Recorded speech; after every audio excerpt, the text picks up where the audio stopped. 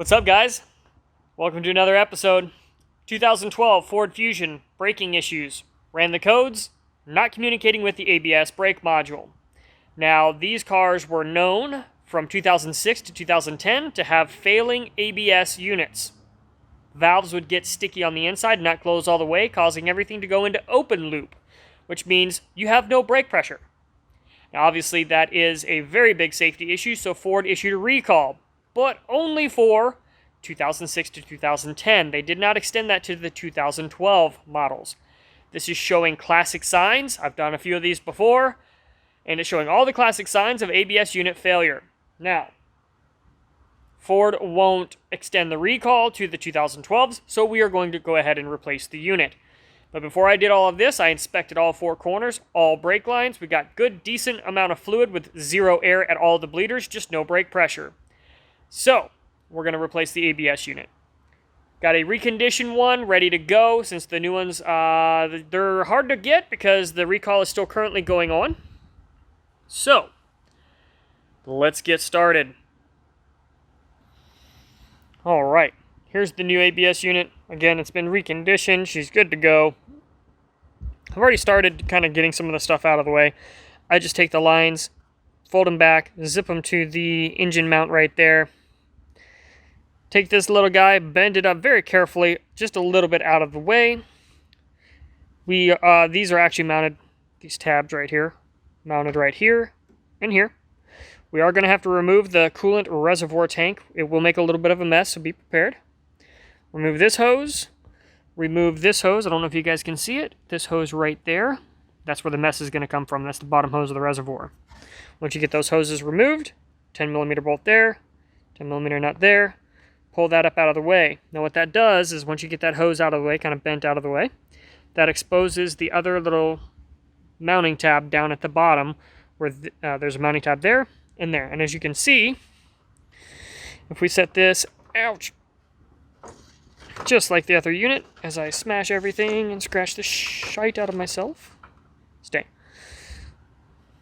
Mounting tab there, mounting tab here, mounting tab there. Cool, and obviously all your lines, but we won't mess with that yet. So let's go ahead and get that coolant reservoir out of the way, and we will continue. Alright, we're going to remove the two 10 mils.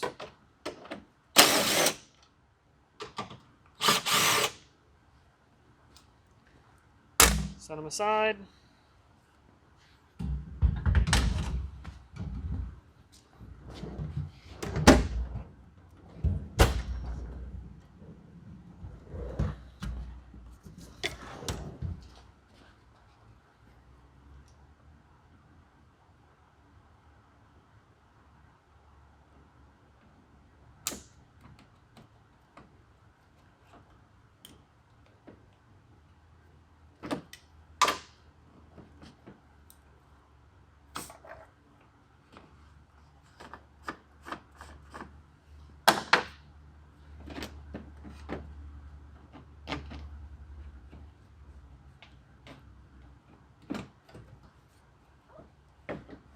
Alright, there's this little tab on the side here that actually locks down into the body. No big deal, just lift it up and wiggle it free.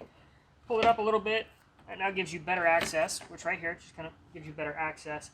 And once you pull it up, you can kind of tilt it away, like that, to keep the fluid away from that hose there. Grab your pliers.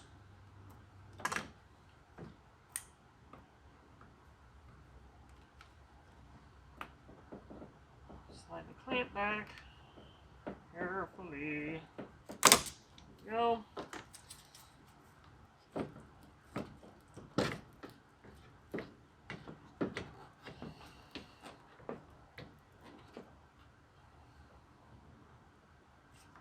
It's easy. And just kind of fold that back. And try to keep that line kind of high so it doesn't leak out higher than what this nipple would typically be. And then kind of hold this. You can now put the cap back on. I just took the cap off to relieve the pressure. And go sit this aside where it won't spill. Alright, I'm gonna grab you guys. Now, I'm actually going to go and get some more light. But now, we've exposed the mounting point there. We've exposed the mounting point down here. Oh, this is the windshield washer. That actually goes to this mount right here. Just bend it out of the way. I'm going to go grab some more light so you guys can see a little bit further down in there. But next, got to get the plug off. Let's go.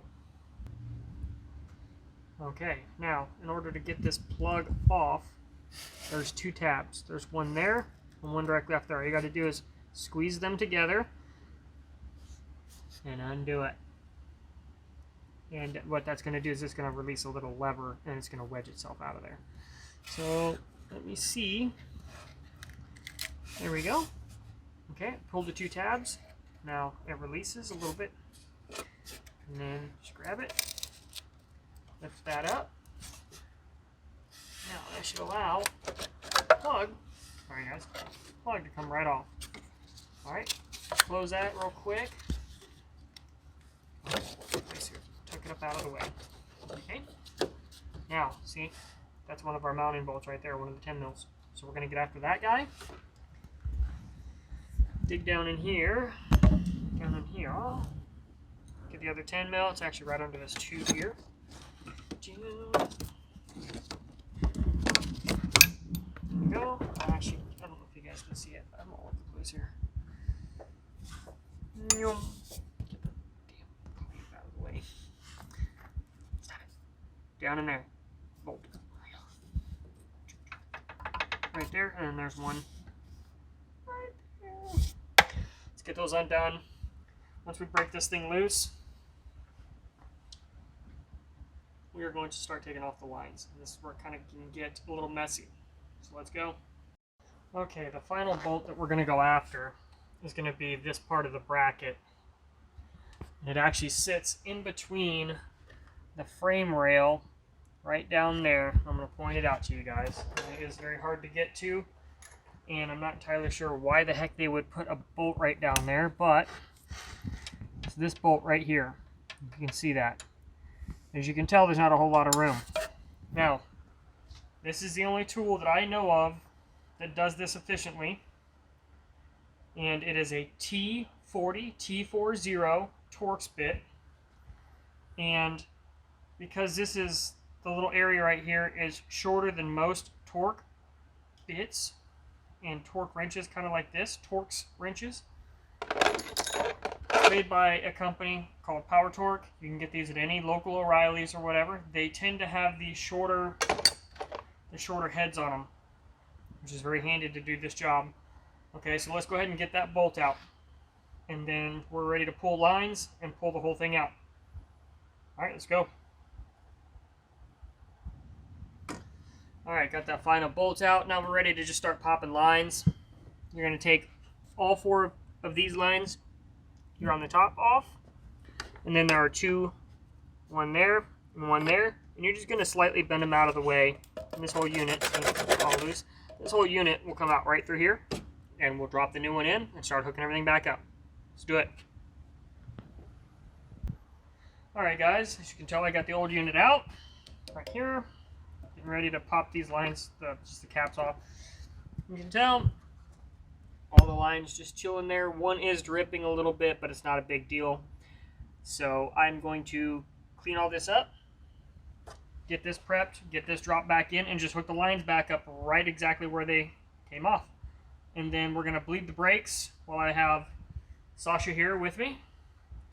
We're going to bleed out the brakes and see if this fixes the issue. So let's drop the new unit in. Let's go. Alright, got the new unit in. Now I'm going to tie all 3 bolts down. I've left it loose so you can have a little bit of give to get the all the lines in. All the lines are in. We're going to put the 3 bolts back in. We're going to put the expansion tank back in, all the lines, cut everything, put everything back, and then we are going to start bleeding the brakes. Alright, let's go. Okay guys, in this part of the video, I completely forgot to tell you that you're going to have a really good scanner in order to produce a hot function ABS bleed. Now unfortunately, you can't do that without a good OBD2 scanner. So you're going to have to either rent one or find somebody that has one in order to do this ABS module bleed before you bleed the brakes traditionally. So, unfortunately, I apologize. I did not record that at the time of doing this video, but here you go. Okay guys, we are completely done. We put the reservoir back, buttoned everything up, put everything back, got everything done. We filled up the brake reservoir. I do have brake pressure, more so than what I had before. Now I have the car jacked up, and we're just gonna bleed the bleed the brakes all the way around, starting with the furthest from the master cylinder. So it goes right rear, right front, left front. So if you guys don't know how to bleed brakes, I suggest looking up a video, or I can make one. Let me know down in the comments if you guys want to see some of that basic stuff, like I said in the previous video. But this should be the last step, is bleeding the brakes, and I will let you guys know whenever we're done if that fixed the problem. Thanks, guys. So after the traditional brake bleed, it did fix the problem. There was no more soft brake pedal, everything was good to go, and then it went off to the body shop. So yes, the front end damage of the car was a result of the ABS pump failing, and it did hit something. Once it got back from the body shop, it got a full mechanics inspection from me and our shop, and then it went on to be sold again. So hopefully you guys found this repair, or maybe some insight, or maybe something that you found in the video useful. Now, it would also help if you guys please like, subscribe, and follow. And all of our social medias are down in the link. Thanks guys, appreciate it.